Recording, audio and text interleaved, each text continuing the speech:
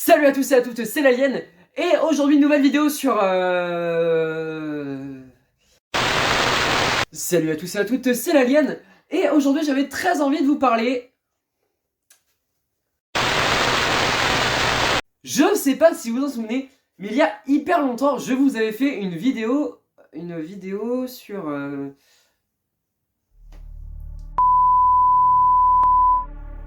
Ça va, tu galères pas trop?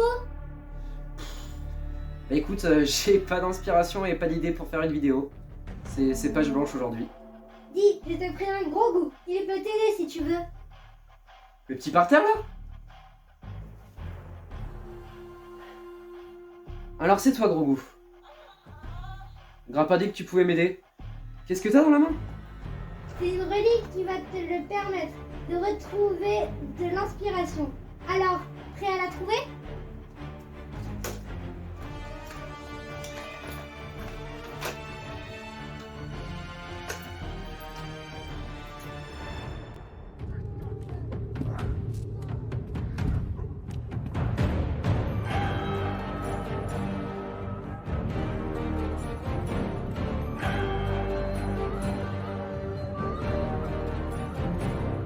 Ouais, j'ai mis pas mal de temps à sortir cette critique car fallait vraiment que je revoie la série.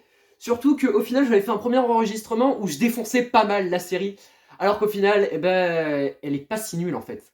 Bref, vous l'avez sans doute deviné, aujourd'hui on va parler du livre de Boba Fett, la dernière série live action de Star Wars qui s'est achevée ce mercredi 9 février sur Disney+. Et je vous propose une vidéo avec une partie spoil et une partie no spoil. Donc commençons sans plus tarder avec la critique no spoil. On est parti. Jabba régnait par la peur. J'ai l'intention de régner avec respect. Le livre de Boba Fett, c'est une bonne série. Pas exceptionnelle non plus, mais une bonne série. Qui a quand même mis un peu de temps à démarrer. Genre pour moi, vers l'épisode 4, ça a réellement commencé. Car j'ai trouvé certains passages assez lents dans les premiers chapitres. Mais en même temps, c'est comme dans un livre. Les premiers chapitres sont là pour poser l'histoire et présenter les personnages. Donc ce sont pas non plus des plus intéressants. Si j'ai mis sur la miniature potentiel gâché, c'est du fait que j'en attendais peut-être trop. Mais ça reste quand même une très bonne série pour les fans de Star Wars hardcore, car il y a vraiment des trucs ouf. Et même ceux qui regardent que les films et même les séries live, bah on retrouve bien l'esprit de la saga et des trucs vraiment super qui raviront les fans. Genre on retrouve Tatooine et Boba Fett, des trucs assez cultes et mythiques dans la saga. On retrouve là un tout nouveau personnage de Boba Fett qui n'est plus un chasseur de primes sans foi ni loi comme il était dans les épisodes 5 et 6. Là on retrouve vraiment un homme qui jure que par le respect et la protection de son peuple, et ça en fait selon moi un tout nouveau personnage et une toute nouvelle écriture que je trouve absolument magnifique et superbe. Et pour terminer cette petite partie no spoil, et ben mon épisode préféré reste quand même l'épisode 5, qui dans le contexte de la série est un peu dommage, mais vous verrez pourquoi dans la série tout simplement. Voilà, sur ce, cette partie no spoil est désormais terminée.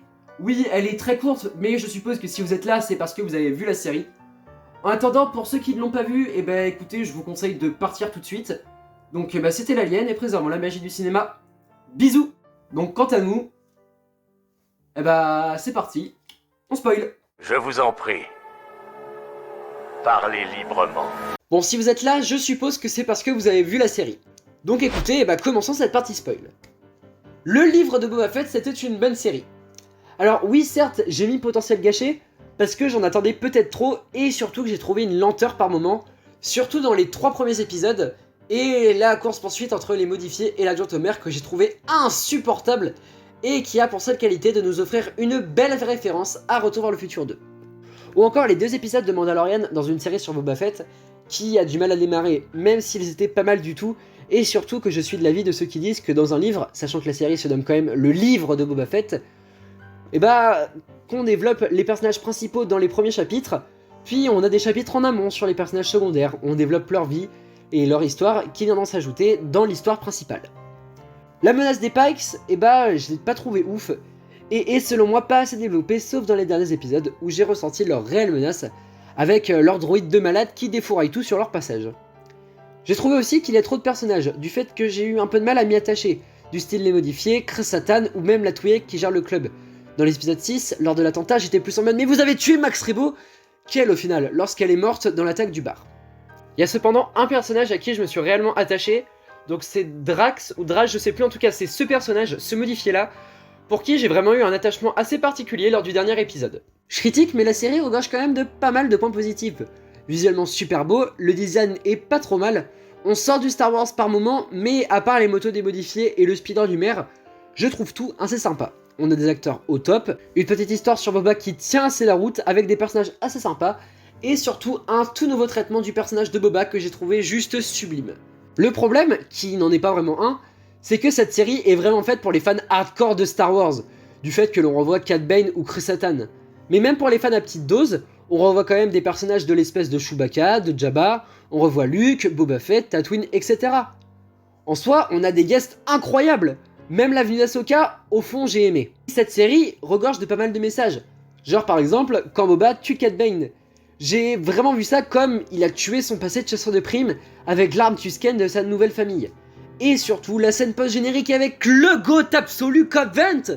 Ma théorie est, est-ce que ce dernier ne deviendrait pas le nouveau Daigneau de Tatooine? Comme Boba a dit, que c'était trop pour lui et qu'il avait prêté sa cuve. Je ne suis pas un chasseur de primes. Bon, en conclusion, c'était pas une mauvaise série non plus, faut pas abuser. Certes, j'ai mis le potentiel gâché parce que j'en attendais peut-être trop, pour dire j'ai attendu Han Solo, Kira et même Omega pendant toute la série. Oui, je sais, c'est peut-être un peu abusé. Mais en attendant, elle restait pas mal du tout pour les fans de Star Wars, et surtout, qu'au final, la certaine lenteur a été effacée par les derniers épisodes.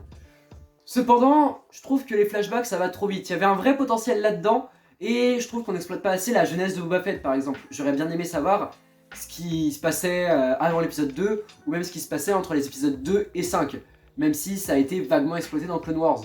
Ou encore ce qu'il faisait sous le règne de Jabba, pourquoi il en voulait à Han Solo, etc. Ou même j'aurais, pourquoi pas, aimé vouloir revoir les chasseurs de primes de l'épisode 5. Mais en attendant, faut se contenter de ce qu'on a, et puis pourquoi pas les revoir dans une saison 2. En parlant d'une saison 2, je suis pas contre du tout une saison 2 un jour, si elle ne reproduit pas les mêmes erreurs et la même lenteur que la saison 1. En attendant, ça restait une bonne série, à revoir mais peut-être pas tout de suite, sauf pour les meilleurs épisodes.